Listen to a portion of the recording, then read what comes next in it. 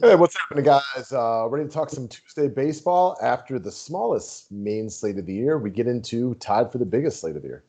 Yeah, can't get bigger than 15 games unless they start to add both games of a doubleheader. Ha! That'd be funny if they did that. Yeah, All right, guys. Let's jump right into it. We're gonna roll fast today. Click that thumbs up button. And if you are interested in a membership, they are all available through the website. Weekly memberships are only $15. Great way to test things out. Subscribe to the station if you're new to it. So, on a day full of lukewarm pitching options, we got like decent starters up top. Don't love any of them. Don't love the cheap guys. We're looking at the mid tier for at least our SP2 and a guy that we both kind of, think is fine today. I don't think it's a love situation, but we both like him, is Pablo Lopez. He's having a nice season. Colorado is awful. He pitches in a great pitching park, and he's been absolutely dominant in home starts this year. Colorado much worse on the road as expected, not playing in courts. Not again about as dramatic as a park shift you could ask for. Going to Miami, Lopez is extremely solid, if not spectacular. I put him in that, B to B plus pitcher range in a great spot here coming off an extra day of rest.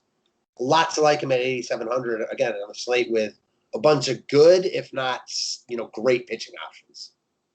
All right, next up, let's talk about today's cover boy, cash game lock, Jesse Winker. So there's a lot to like right here. The only thing you probably don't like is, I don't know, probably gets a lot of love. So you're not sneaking up on people in GPPs, but that's why we got him under cash lock. So one, he's like way too cheap at 4,600. This guy's having a great season, batting 350, OPS approaching 1,100, 17 bombs at home tonight in a great hitter's park in Cincinnati. It is hot out in the Midwest today, so balls should be popping. But this really comes down to even one more big thing. Adrian Hauser is a sinker pitcher. Jesse Winker statistically might be the best hitter of the sinker in baseball, which is why he has gone yard 5 times against Hauser in his 13 plate appearances, which is overwhelming. So I believe he's 8 of 13 with 5 bombs because he tears apart the sinker. Yeah, he's in such a good spot here. Again, coming off a massive 3-homer game. This guy's been one of the best hitters in all baseball this year, and he's in one of the better spots he'll be in all season. He's crushed Adrian Hauser. I can't imagine, not locking him in cash games, and he's a very risky fade in tournaments.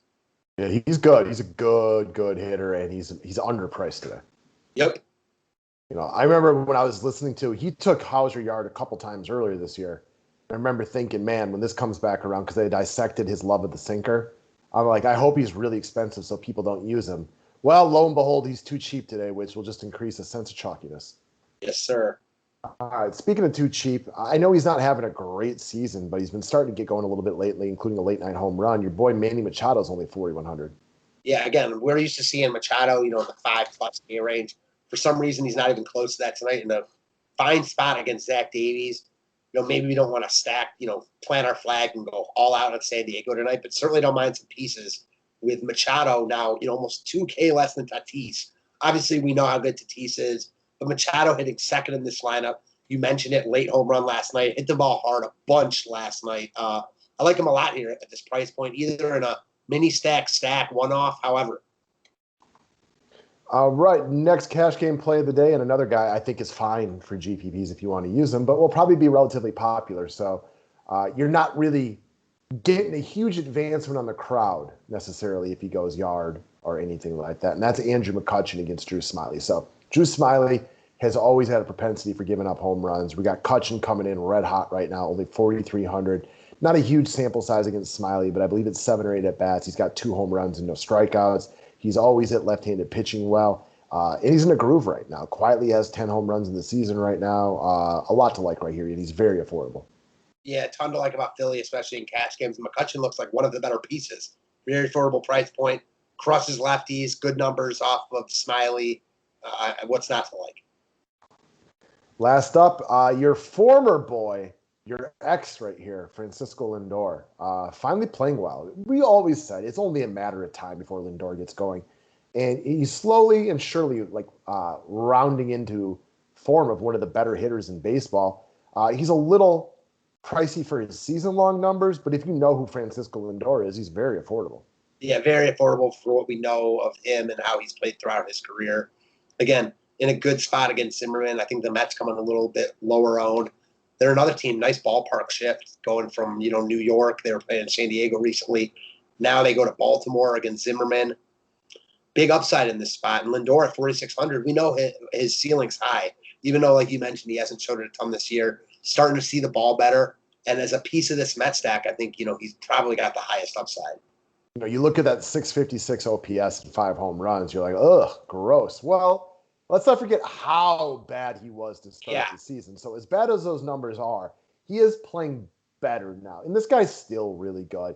He talked about it at length that he was struggling a little bit adjusting to the way the NL is. The umpires call of the game a little bit different in the NL. The pitching is different.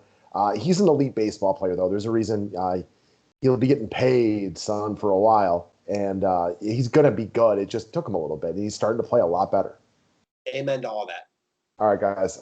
That's what we got for today. Good luck, everybody. And we will talk to you soon. Thanks, guys.